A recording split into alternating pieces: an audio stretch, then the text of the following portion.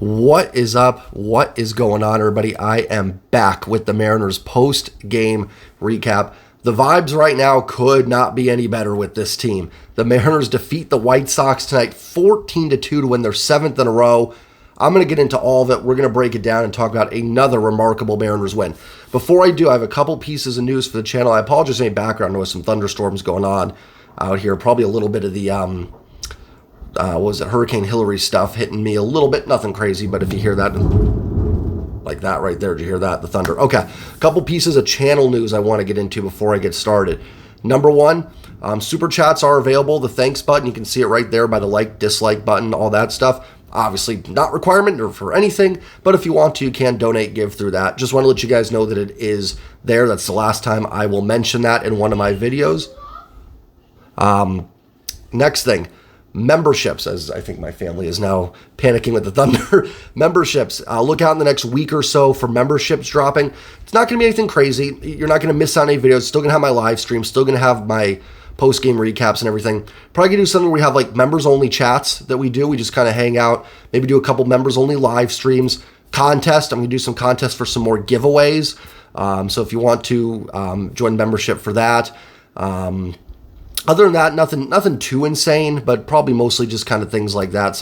Probably a once-a-week chat, maybe a once-a-week live stream with just the members, and then, like I said, some contest giveaways and things like that. Nothing crazy, no tiers, just one little thing. So be on the lookout for that in the next week or so as well. So let's get into it. First and then finally, remember to like, comment, and don't forget to subscribe. My next goal is 2,500 subs, so you guys can hit that subscribe button if you're new. I hope you're enjoying these post-game recaps. They've really taken off for me, so thank you to all of you for making all this membership stuff and everything possible. So thank you again.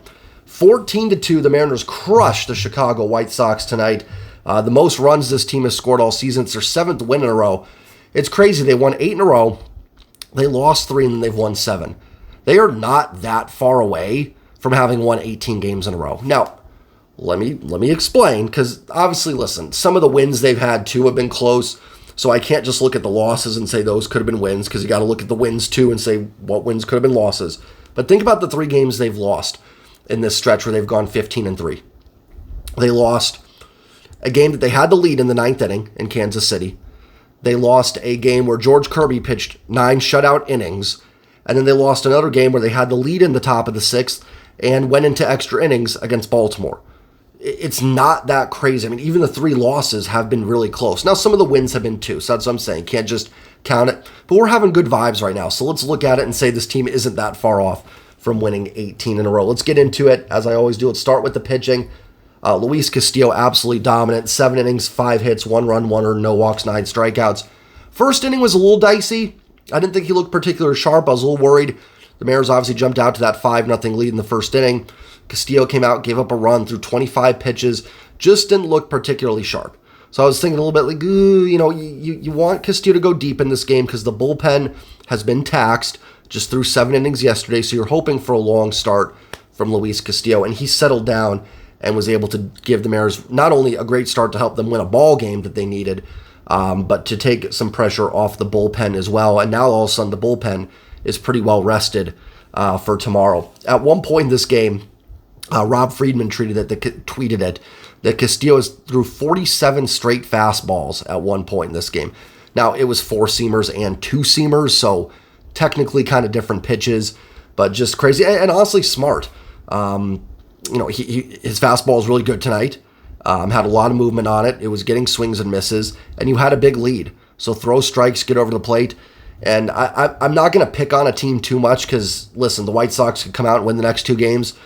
But, man, they were just swinging. They wanted to get out of there. When that game got to 7-1, that team just swung at anything. I mean, I'm not saying they didn't lay off some pitches that were really outside, but that lineup just started swinging at everything. And so Castillo just threw fastballs, let them swing and get themselves out, and let's get out of there and move on. I mean, all things considered, a pretty fast game, considering it was 14-2.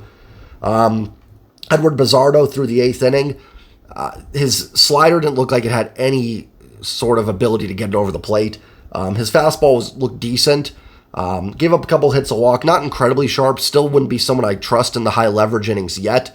Again, you see the stuff. He's pitched 2 innings for the Mariners, got 4 strikeouts. Clearly, you see what they liked about him, but he's got to be a little more efficient. Don't like giving up a free base runner in a 13-1 or 14-1 game at that point. But he worked out of it. Like, again, you can see the stuff, but you can also see where a team might be frustrated with him as well. So, and it's 2 innings. Shouldn't read anything to 2 innings. He also came into a 13-1 game where it's like, hey, you just need to throw strikes, but also like don't give up a lot of runs because then you're the new guy. You're going to look bad. So, kind of a tough spot for him. Darren McCacken came in 9th, ended up giving up a run on kind of a error and then a double. He struck out the side. So, again, McCacken's job in the 9th was just make sure nobody else in the bullpen gets used. And let's move on to tomorrow. Brian Woo's going to get the start tomorrow. I imagine McCacken will be sent down. Listen, McCacken did his job. Did what he needed to do. Pitched an inning for this team. I know it's probably tough for those guys to go up and down a lot, but you got what you needed out of them. Great job by Castillo and this offense to really save the bullpen today.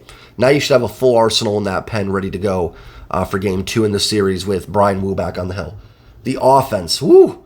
Man, I'm going to be honest. I thought this might be a tough game.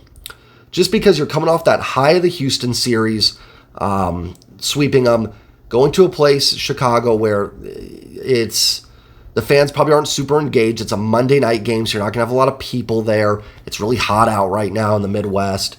The White Sox aren't playing good ball. Sometimes you can play down in those games a little bit. Now, I don't think the Mariners necessarily played down in Kansas City. I thought Kansas City just played really well too, but we saw it a little bit in that Kansas City series. And luckily we didn't see it tonight. The offense came out and was electric. They jumped on Touki Toussaint for 5 runs in the first inning. Looked like Toussaint was kind of settling in a little bit, and then the Mariners hit back-to-back home runs in the 5th. Big day for the dumper. I'm going to get into all of it here. We'll go down the lineup. Good to have J.P. Crawford back. I can't believe I forgot to mention J.P. yesterday. I forgot who it was in the comments that let me know, but thank you. I totally whiffed. I mentioned that J.P. was going to be back. I was on such a high from that win yesterday. I forgot. JP was 0 for 4, but did have 2 walks. It's going to take a while to get some timing back with the hitting. He's missed, 9 games, 10 games? Might take a few games to get back into it a little bit.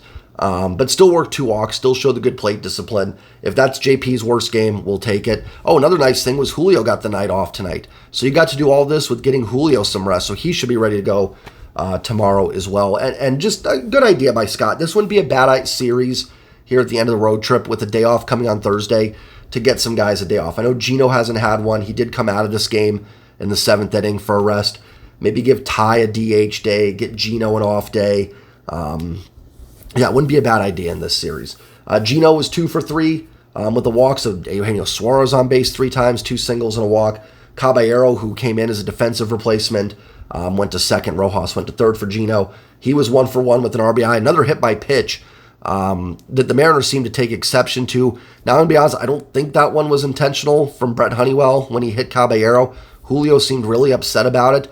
I thought Dave Sims made a good point. I forgot who the first base umpire was. Was it Dan Bellino? I thought he did a good job. He came over, kind of got Julio, and looked like Gino a little bit. They were chirping, got him to settle down. I don't think there was any intent behind that. I get them being frustrated. Cobby's been dinged a bunch, but I don't think there was anything to that. Maybe I'm wrong. Maybe I'm wrong on that, but maybe they did try to throw in to back Cobby off a little bit. I don't know. But I was a little surprised Julio and Gino were that kind of adamant about it, or maybe up in arms about it. But maybe it's just a frustration of, can this guy stop getting hit? So I do get it, but I thought the first base ump did a nice job. Dave Sims was talking about that pop-up. He kind of came over and was like, hey, everybody keep your distance. Ty France, 2 for 5. Didn't just miss a home run, but he hit one that I thought was going out. That was caught at the wall, double and a single, and he was hit by a pitch, so Ty on base 3 times. The big dumper, Cal Raleigh, 3 for 5, 6 RBIs, 2 home runs. All of a sudden, Cal Raleigh, 24 home runs on the season, leads the team. I think he leads the American League in home runs for catchers. He might even lead baseball, unless I'm missing somebody.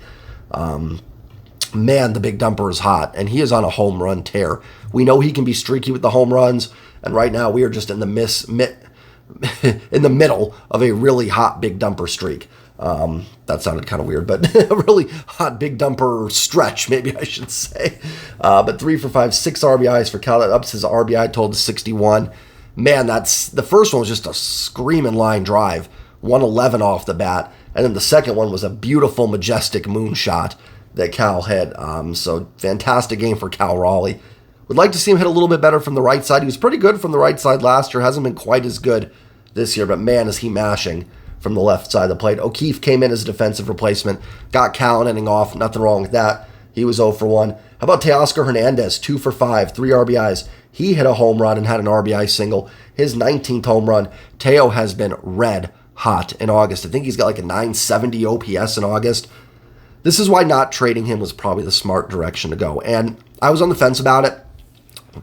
At the time of the deadline, Teo had kind of been so frustrating that it was like, just trade him, just go. But the Mariners took a shot. And what I think they looked at, I think I talked about this in another post game, but I'll mention it again. I think what Jerry and Justin and maybe even Scott to an extent looked at was, listen, we could get something for Teo. We can get some middling level prospect that maybe if everything breaks right ends up in the majors one day in our bullpen or something. Or we can just hope that Teoscar Hernandez, who has a history of mashing and slugging, can come back and finish the year strong for us. They took a shot on that, and so far it's paying off because Teoscar Hernandez has been absolutely mashing since then. And probably good for Teo to know he's not going to be traded. So I'm assuming maybe a little bit of pressure off his shoulders, but he is red hot. Him and Ty France are actually both really hot right now, and I've talked about it several times. If you can just get those guys hitting at their career averages, what that would mean for the team. They're starting to do it. Now, the way they've hit the last week is probably well above their career averages, but they're starting to get back to that number overall. So really, really good to see. Dom Canzone looked like he was having a rough game. Then he belts a solo home run of his own, his third of the year, his second with the Mariners. A little bit of an adventure in left field for Canzone. That Jimenez first inning line drive kind of had him frozen. I've noticed that a few times on line drives that Canzone's been a little caught flat-footed. The good news is I think that's fixable. I don't think that's something that is just going to be, I think you can fix that. So I don't think it's just destined he's a bad outfielder, essentially.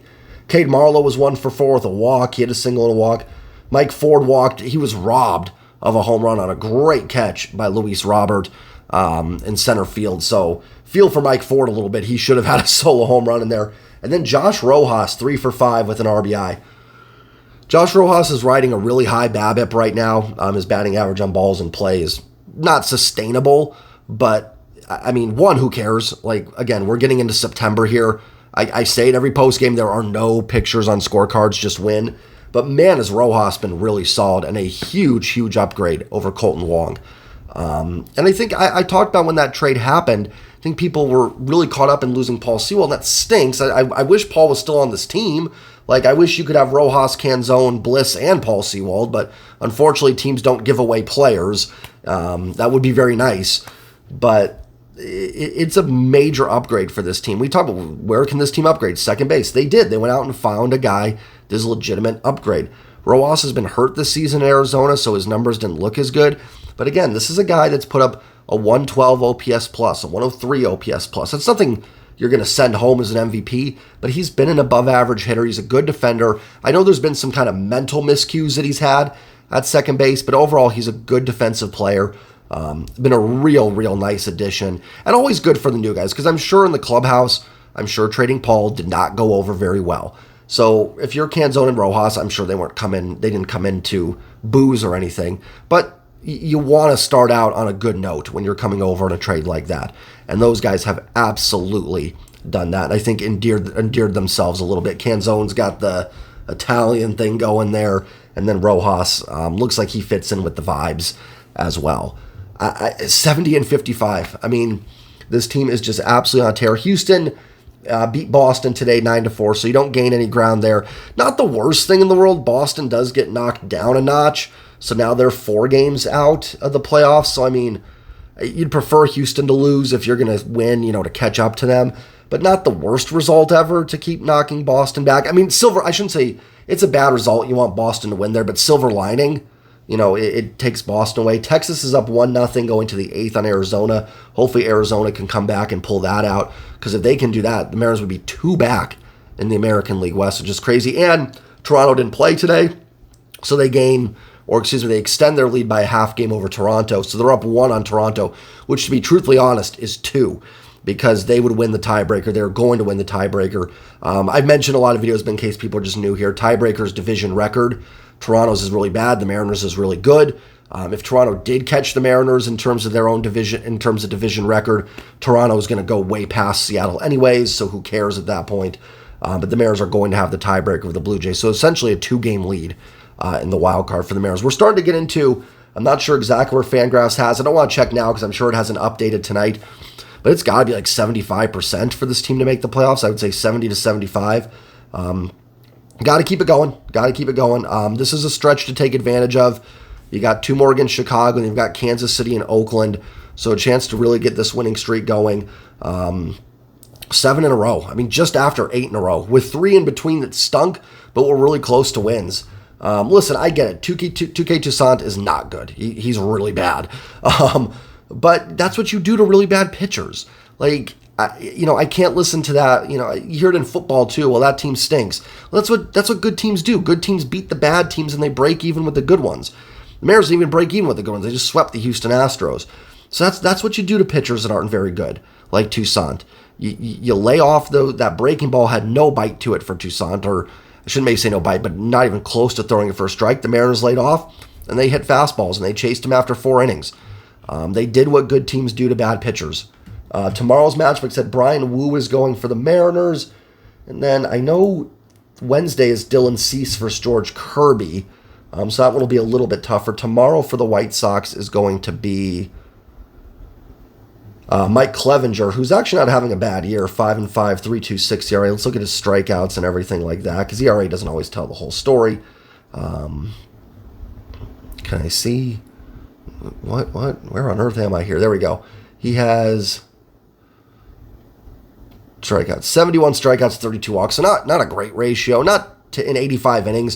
So he's actually not striking out a lot. The walks aren't terrible, but not, amazing control. Not awful. It's fine.